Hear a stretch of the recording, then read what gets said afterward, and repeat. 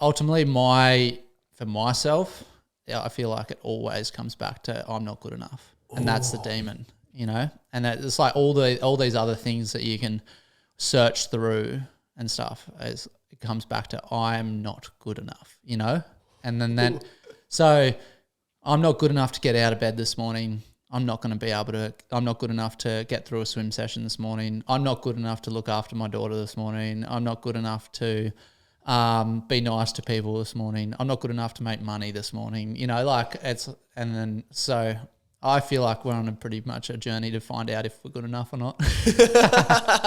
How you going with that at the moment? I'm on the way. Yeah, no, I definitely, you've met me at a pretty cool time where I'm pretty abundant with energy and reflection, and I'm sort of always looking at myself for responsibility.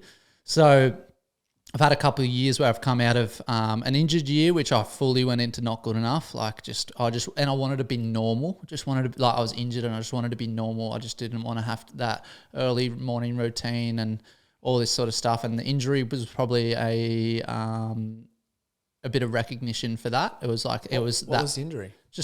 It was back stress in my ribs and stuff.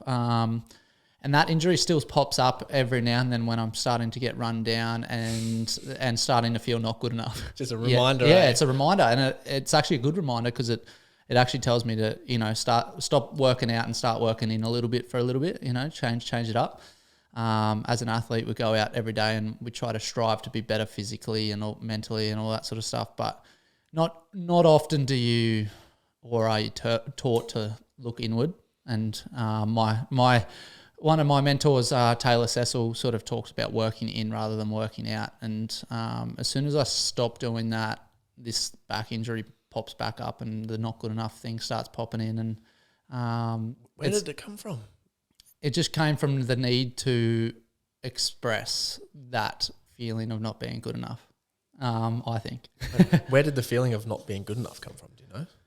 Oh, I think the way I would say is it's almost like ingrained in us through different ways of our schooling system, our belief systems. But, you know, it's not just how we were taught, it's how our parents were taught, or our teachers were taught, or our coaches were taught before us. So, you know, I think the not good enough thing is our biggest teacher. It's sort of how people have been using themselves as they use it for fuel to get to where they want to get to. Ultimately, I don't think it's real within any of us. I don't think it's it's actually any of our beliefs. It's just something that we've picked up along the way. And if it is real, like, oh well, you know, like, but the pursuit of excellence is pretty exciting out of that not good enough thing. But I think we're just here to tap into how powerful we really are. It's pretty crazy. It's sort of like if you can just get rid of all of that, all of the thoughts, you know, sort of all the things that you want to do. Like, oh, I know there's going to be challenges. I know there's going to be the next step. I know this thing's going to be scary or make me feel nervous or it's going to be a bit of a challenge. But in terms of our own heads and our own thoughts, if we just remove all of those, sweet. Yeah, so you'll hit your full potential. We've talked about this before a week or so ago when we were having an ice bath.